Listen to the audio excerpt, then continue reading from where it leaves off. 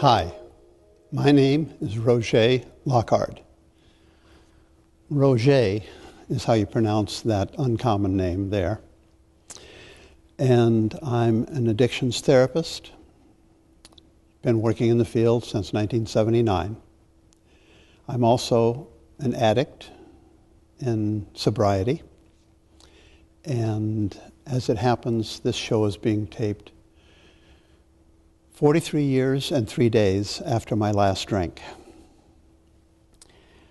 And I bring the experience of being a personal addict and a professional to the ideas that I want to share with you today. The underlying orientation that informs this program is, first of all, in the title, the nature of addiction. And what I'm trying to say there is not simply, here is how addiction works, here's what it's made of. I do want to do that very much. But I also want to tap into the meaning of the word that says addiction is a part of nature. And more keenly, addiction is a part of human nature. And it is a likely outcome of the intersection of human nature and the evolving modern society that we live in today. One of the experiences that I had when I was in what was casually called the drunk farm back in 1973 was to, on the one hand, feel that I was graced to be in the presence of life-saving information, and indeed it was. I was there for 19 days, and at the end of those 19 days, I came away with understandings that were absolutely critical for me to deal with my addiction, first of all, of course, but beyond that, to have a viable life that worked and felt fulfilling and rewarding. So I got all of this wonderful information, and at the same time, there were some features of it that didn't quite work for me. I didn't make a fuss about it because I was being encouraged to learn the path, if you will, or the practice of modesty, of humility. So I didn't feel it would be fitting or a good idea for me to take exception to some of the underlying premises of the folks who were busy saving my life. That said, there were some aspects of addiction that stayed with me and evolved over the ensuing years as I worked on my own sobriety, and then, of course, 6 years and change into my sobriety when I started working in the field, first in detoxes for 7 years, and then in outpatient clinics, and then since 1987 in my own private practice. And during that time, I've given a lot of trainings, which I love to do, a lot of consultations. And so the distinctions between my perspective and the kind of standard orientation, or you might say the two standard orientations. One is the famous 12-step orientation, and the other might be called the bad learning orientation, the idea that addiction is a kind of a flawed programming that people end up with. And if they are reprogrammed, whether it's psychologically or chemically or whatever, then they will solve the problem of addiction. Those points of view are not at the center of my perspective. So what is my perspective? Well, first and foremost, I appreciated that at the drunk farm, a place in Kent, Connecticut called High Watch, by the way, they emphasized, both verbally and in signs that were around the various buildings. Keep it simple. But I have to tell you that I think I was in sobriety myself for a good dozen years before it dawned on me that keep it simple means keep it simple. It doesn't mean make it simple. The implication, of course, is it already is simple. Okay, so I'm hoping to bring that simplicity to this exposition.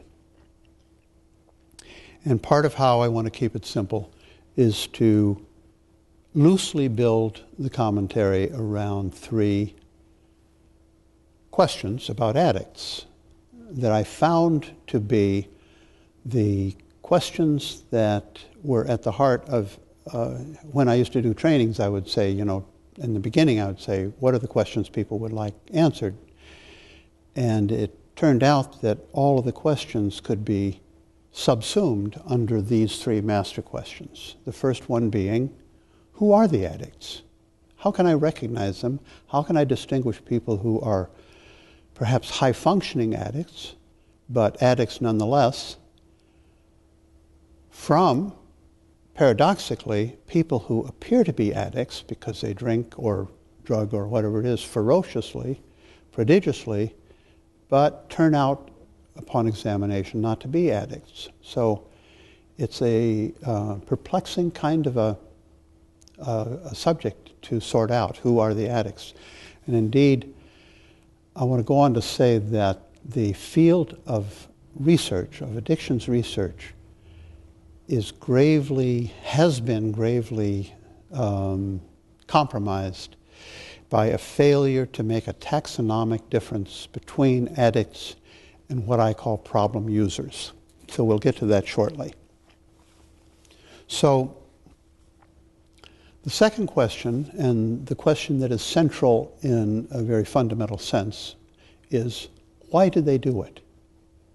And of course, this is often pronounced with great agitation and frustration. Why do they do it? Why do they keep doing these behaviors that are so manifestly bad for them and for those around them? And how we answer that question is going to shape how we answer the other two questions. Who are they?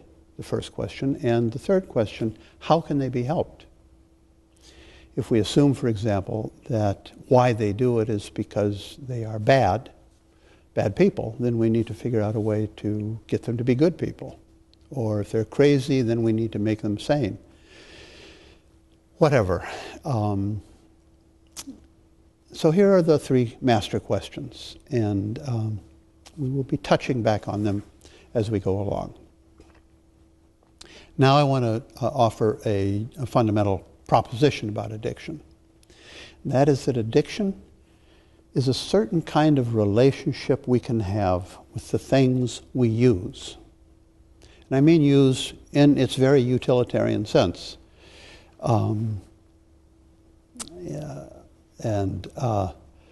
Many of us use alcohol or other drugs, but we also use shovels. We also use atom bombs. We also use argumentation. Indeed,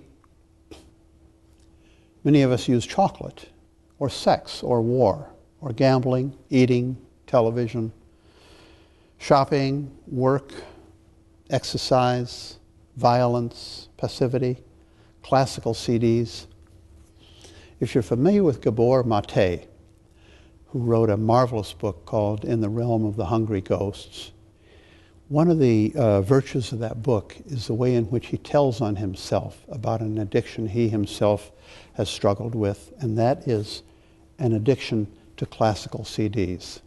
I won't try to get into it in further depth here, but it is as poignant as you could ask for, and really very insightful. We can use caretaking, anger, money, social media, neatness, chaos, political and religious doctrines, storytelling, stealing, video games. The list goes on and on and on, which is why I've configured it in hopefully to evoke that opening credits, or not credits, but the opening presentation in Star Wars, where you get that sense of something just going on forever. And indeed, the listing of the things that we can use in healthy ways and in unhealthy ways could go on, for all practical purposes, for forever. So we could call all the things on that list, and the many other things that could be on the list, technologies. For a technology, in its broad sense, is any systematic method for exercising control. Some of you will be aware that this show, this program, is a kind of a digression from a series of talk shows that I was invited on with KC Scott, called Come to Think of It. In the first of those shows, and 8 of them are already on my YouTube channel, and the others will be posted shortly after this show. In the first of those shows, in minute 16, you can find some introductory conversation of the usefulness, I think, of the language of technologies to illuminate, to make sense out of the madness of addiction. But for now, keeping it simple, let's call them all X. Let X equal technology. There are 4 relationships we can have with any X. These are the obvious one, use. When we use anything, whether it's a comb or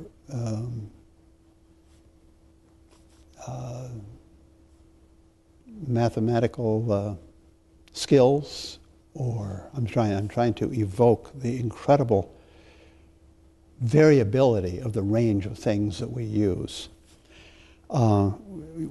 It can always be construed as an attempt to solve some kind of a problem.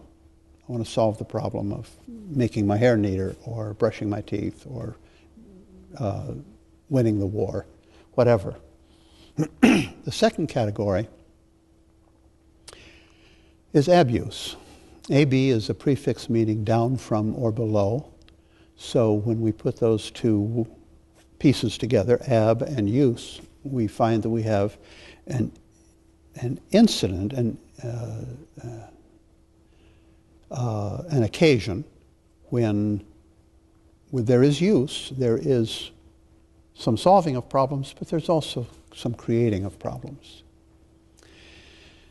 Now, if that is repeated over time, then we have what could arguably be called problem use, where there is a pattern of problems being created. But now we're moving in on the subject that is the germ of this conversation. That, of course, oops, I left something out. This is important.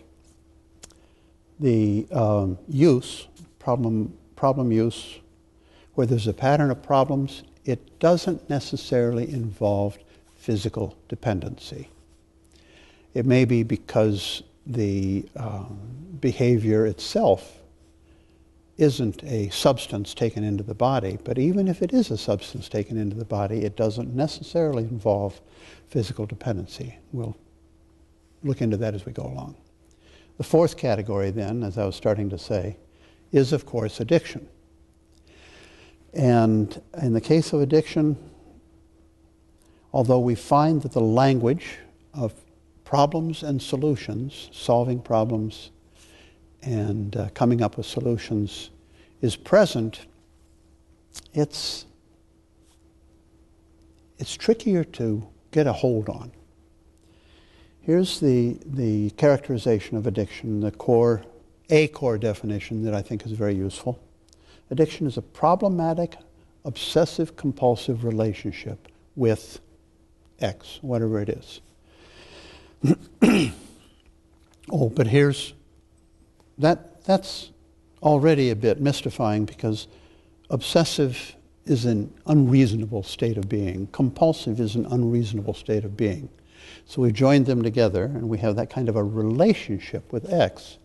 We're going to make it even more mystifying when we discover that it may or may not include use. And a problematic obsessive-compulsive relationship with X, that may or may not include use. Okay, let's try and parse this.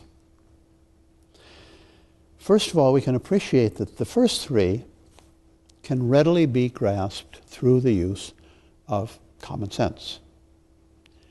I'll take that as fairly self-evident and move on to what I was in effect saying, not in so many words, just a few minutes ago, that when we try to delve into addiction, we find ourselves in a realm that might be called uncommon sense. It's not that there's no sense.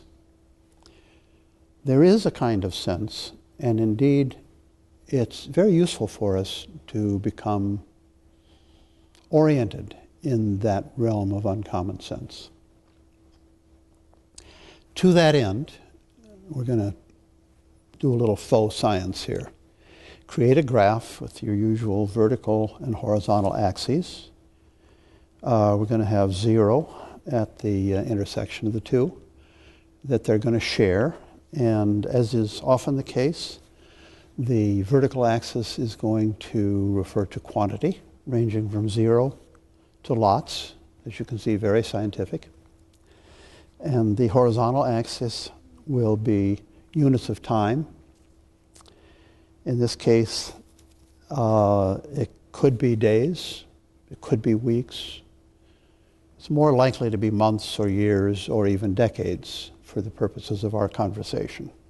And the two things that we're going to be tracing on this graph are solutions and problems. And because it's so widespread, because it's so familiar to virtually everybody in today's societies, let's use alcohol. To what extent does the use of alcohol in a given instance generate solutions? To what extent does the use of alcohol generate problems? Well, as you can imagine, it depends on who you ask, and it depends on when you ask them. Let's take my dad, for example. My dad got drunk exactly once. What happened was, in the beginning, he experienced some solutions on a very modest scale, as we can see. And the solutions that he experienced, by his own description, were, it was kind of relaxing, soothing, like a warm bath, he compared it to. But in a very short time, in this case, these numbers are referring to hours. In a very short time, he found that the problems that were generated soon escalated to exceed the solutions. Now, the solution was mild relaxation. The problems were mild dizziness. Nothing dreadful. No car accidents or homicides or anything, just dizziness. But, you know, the dizziness was bad enough that it soon outweighed the solutions. And so for the rest of his life, his relationship with alcohol can be described on this graph. My dad would have a drink or two. If he had 2, he might not finish it. If he had 3, he almost certainly would not finish it. Not because he was resolved that he would never drink 3 drinks in entirety, but because he'd had all he wanted, and I suspect the dizziness, he detected the dizziness creeping up on him, and so he was done. Now let's take another example. Let's take his son. Let's take myself at age 19 with my newborn daughter, who's about to have a birthday, by the way. This picture was taken about 3 years after my first drunk. And as you can see, I had a very different experience from my dad. For me, instantly, the solutions were abundant and splendid and highly varied. They were experiences of feeling at home in the world in a way that I yearned for but very rarely experienced. A feeling at home in myself, a feeling connected with myself. A feeling connected with the friends that I was with. This is under the first full moon of summer in a graveyard in Des Moines, Iowa. And you could say I felt like I died and gone to heaven, and since it was Iowa, you know, I'm reminded of the line from, what's that movie? Is this heaven? No, this is Iowa. So for those wonderful moments, it was both heaven and Iowa for me. So, abundant solutions, and subjectively, this is a subjective recounting or measuring. Other people watching might have said, oh, this kid's in trouble. But my subjective experience was solutions galore, problems negligible. I can look back and I can appreciate that actually I drove home 15 miles, drunk as a lord and in a blackout. And I do remember pulling into the garage, and I managed not to take the back of the garage out with my car. 1951 Hudson, if you're curious. And I woke up with a god-awful hangover. But you know, at that age, certainly in that culture, having a hangover and a blackout were basically like merit badges, and really more solutions than problems. Unhappily, that trend did not sustain itself, and over time, as you can probably anticipate,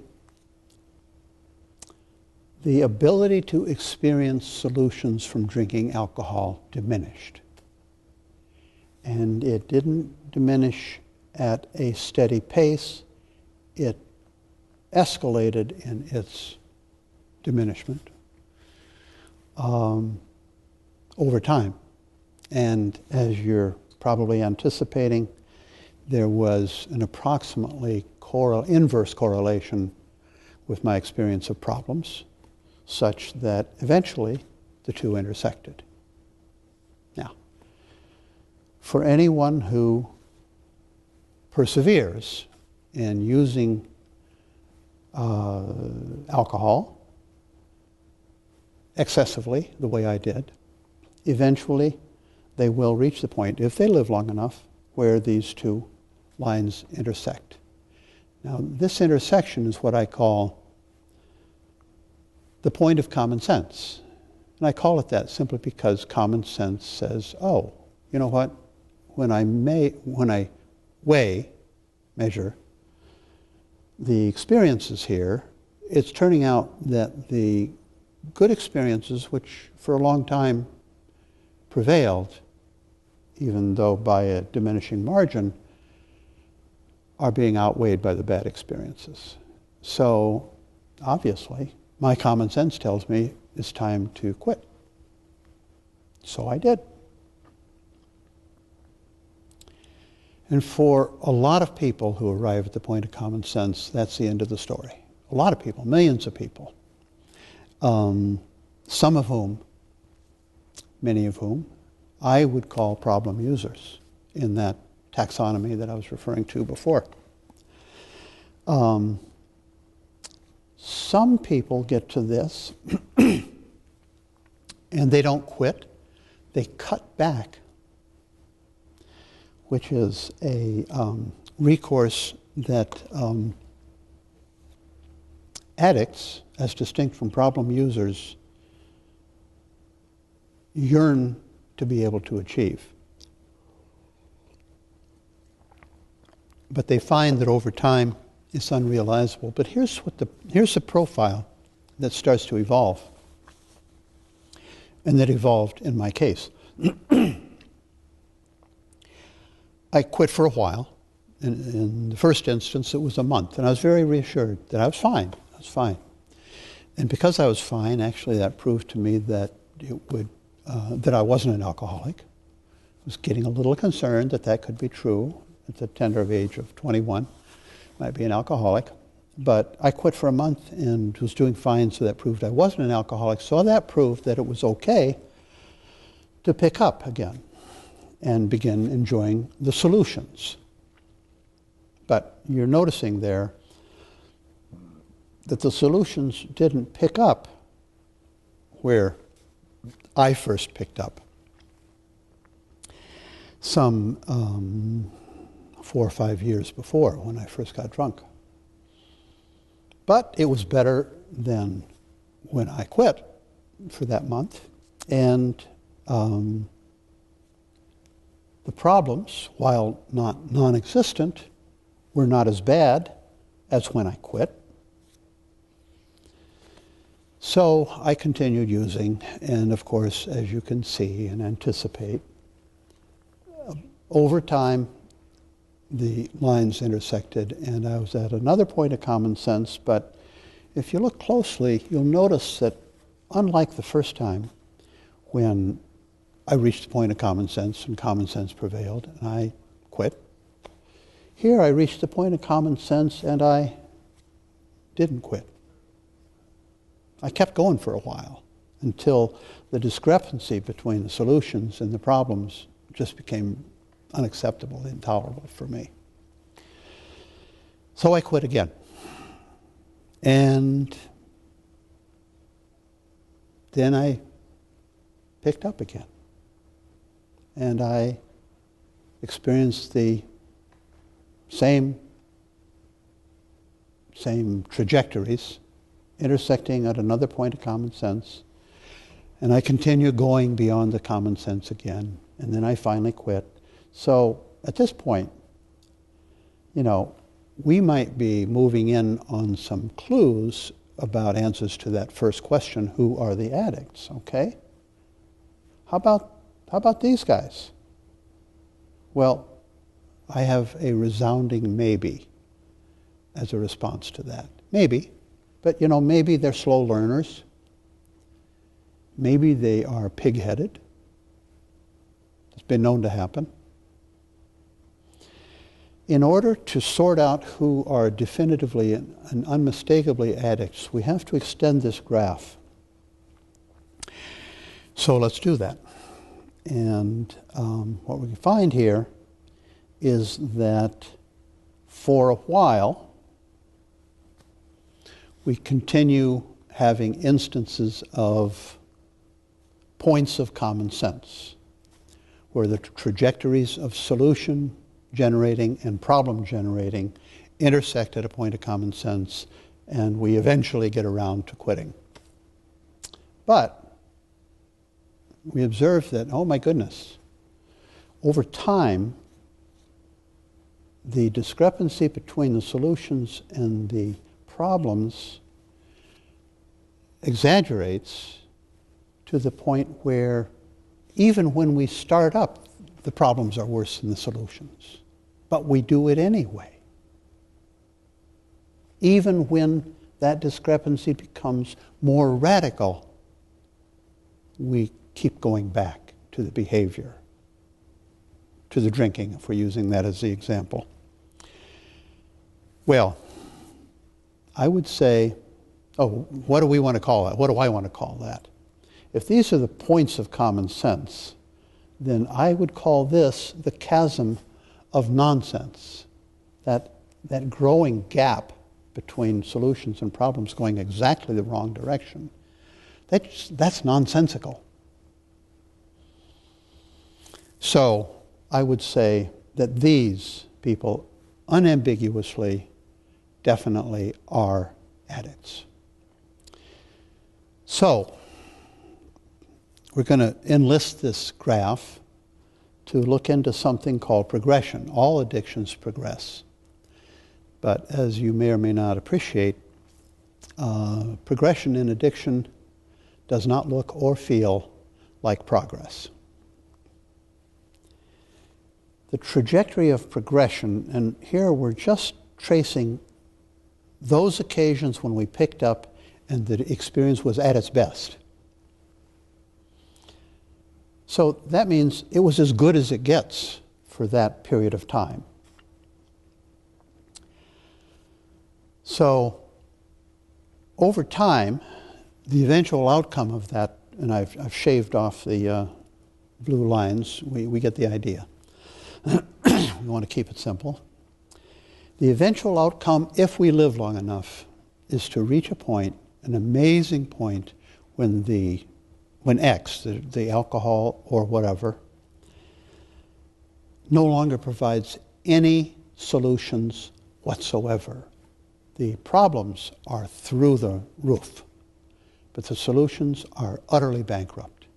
I've seen that rarely in the years I worked in detox, when people would come in and look at me and say, Roget, I just drank some formidable amount, 2 quarts or something of vodka, and nothing happened.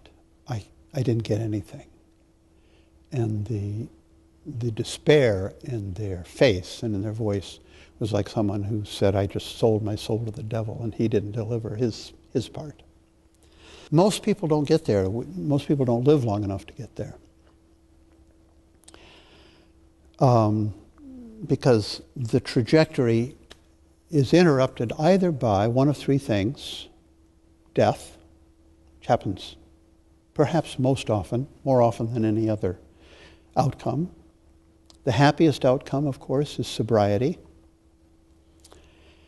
And the third possibility is dry drunk, particular kind of relationship. Dry drunk. So, hint, as the little box says, from here on, there are going to be clues to answering the last 2 questions. Why do they do it? And how can they be helped? So first of all, let's go back to our 4 categories of use and single out addiction, magnify it, and try to kind of inhabit what that state of being is like, and then look for the very peculiar version of it. Addiction, as we said before, problematic obsessive compulsive relationship with X, which may or may not include use. We're coming to the may not part. Dry drunk, problematic obsessive compulsive relationship with X, which does not include use. Doing without is the essence of dry drunk. Doing without, with nothing to take its place. Again, let's appreciate that the first categories of use are resolvable through common sense. Addiction requires the enlistment of uncommon sense. Common sense, which these 3 are shaped by, asks, how important is X? Have we come to a point of common sense, so we should change our behavior? Uncommon sense asks a different question. Instead of how important is X, it asks the question, how is X important? In other words, X provides solutions to which problems, to which categories of problems? Affective problems or existential problems? But wait a second. We were trying to keep it simple here. So let me change the language and also spare us the sense that it has to be an either-or kind of a choice or a possibility. X provides solutions to problems of feeling or problems of being. So let's look at how we're made up in a very rough, categorical kind of way. We have our animal nature, which is about survival, basic needs. We have our human nature, which is very focused on feelings and trying to solve equations of pleasure and pain. Then we have what I call here our spiritual self. I don't mean that in any religious sense whatsoever, but I mean it as the part of us that can choose, that experiences choice, and that is invested in the experience of self, of being. And our ways of engaging with the striving for solutions to questions of self and being is through fulfillment of longings. Very useful to appreciate this axiom that is fundamental to my perspective. The domain of self trumps the domain of feelings every time. Addiction enters our lives when we discover control-based, important, that word control is very important here, control-based shortcuts, in quotes, seem to be shortcuts at the time, control-based shortcuts that seem to offer us the best possible experiences of fulfillment of longings. Now I'm saying experience, I'm underscoring experiences because the things we experience don't always turn out to be true. So, best possible experiences of fulfillment of longings, best possible solutions to the problem of self. Therefore, the only adequate resolution, resolution of addiction will be through investing in authentic transformation of self. Not a seeming experience, but an authentic, actual transformation of self. Resolution of addiction? Yeah. Because sobriety is about resolving the problem of self. How can I be, not just feel like, but be the best possible version of myself in this moment, in this time and place? One option, and we're kind of racing to the end here now, is offered by the famous 12 steps. And in the earlier conversation with KC Scott in the talk show Come to Think of It, in our several shows exploring the 12 steps, we observed that the 12 steps could be broken down into two groups of 6. And the first then dealing with the question, who am I really? Truly getting to know ourselves. And then the second set of 6 dealing with the question, how can I be most faithful to the self I am coming to know myself to be? So to wrap it up, I need to first of all confess that as pleased as I was to initially come across this formulation, it soon dawned on me that brilliant thinkers vastly more profound than myself and vastly earlier in the curve of history than myself came up with these core mandates about how to live life in even simpler and more elegant language. And those sayings were, know thyself, and to thine own self be true. So I hope this has been helpful, and I'm planning on developing some more programs of this kind of flip chart variety, not flip chart because my handwriting is illegible, but an approximation thereof. Thank you for your time. I look forward to being available to explore addiction with you in the not distant future.